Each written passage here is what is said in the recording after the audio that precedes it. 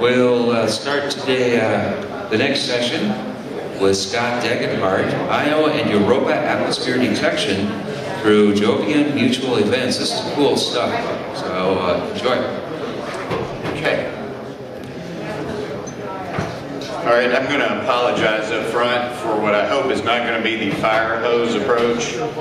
If the talk turns out to be the fire hose, please insert your funnels located in front of you in your oral cavity there. And my intent is to stay on course here, talk for a good 20 minutes and allow plenty of time for discussion. The other thing about this talk is it's going to generate a lot of thought-provoking processes in your head. So try and stay with me. Stay to the end. I'm not going to take any questions till the end, but I'm going to take questions because there's going to be probably a few. This is a departure for me, for what most people are familiar with. Last year was my first year here at SAS. I am typically the occultation guy. And last year when I was here, I presented on my novel approach on the method that I developed of being able to set up multiple stations to measure asteroid shadows as they whiz across the ground. While I was here, by sheer happenstance, there was a major event that was idyllically perfect for my method of deployment. For 547 Praxedis had a occultation shadow passing across the Nevada desert. That's not too far from here, right? So I hop in the car, I get here, about the day I get here, I hop in the car at 2:30, speed down the mountainside, out across to exit 93, just north of Las Vegas. Get there about an hour, so you can see SAS is just off the map right over here. Drove there, deployed a record 16 stations. That's a record that still stands, will probably never be broken by me or anybody else for any period of time. So the result, some of you were here, remember this, but may have had to leave before the results came along. So here was the results. It's not my record number of misses. It would have been had all 16 stations worked. See the gap right here? I actually suffered 3 station failures, 1 due to a recorder that didn't activate and 2 due to clouds. But this lucky SOB right here, who was located all the way up near Oregon, was the only person to get a single cord through it.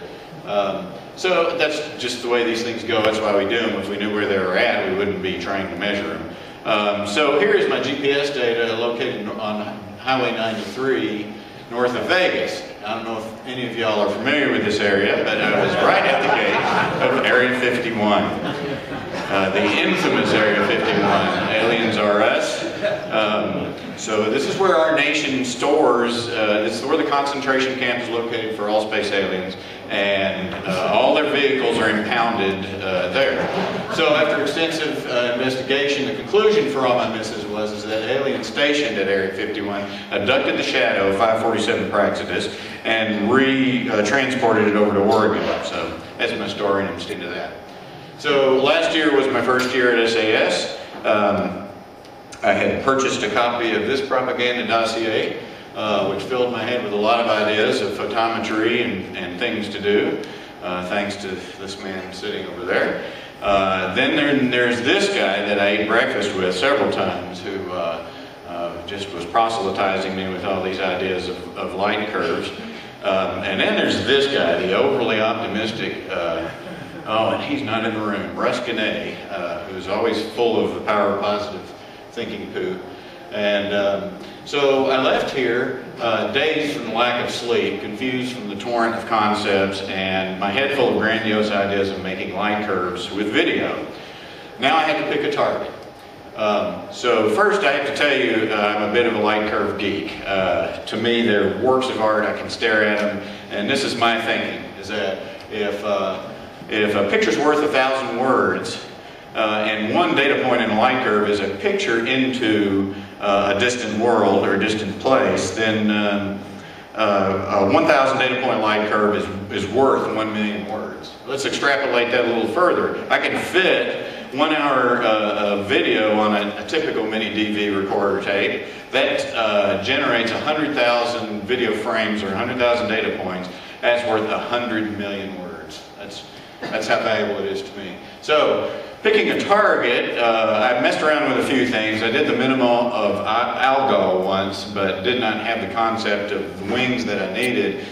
Indeed, recorded for about 2 hours, and I got a dip and recovery, but nowhere near the nominal stuff that was out here. So the concept of wings, there's a lot of things I still had to learn about it. But another easy target that came up was Jupiter Mutual events. These are bright targets, easy to find.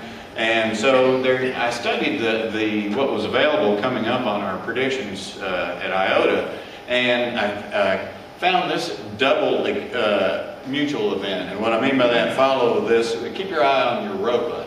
And so let's see if this works. So the shadow of Io first eclipsed Europa, and then the body of Io occulted Europa.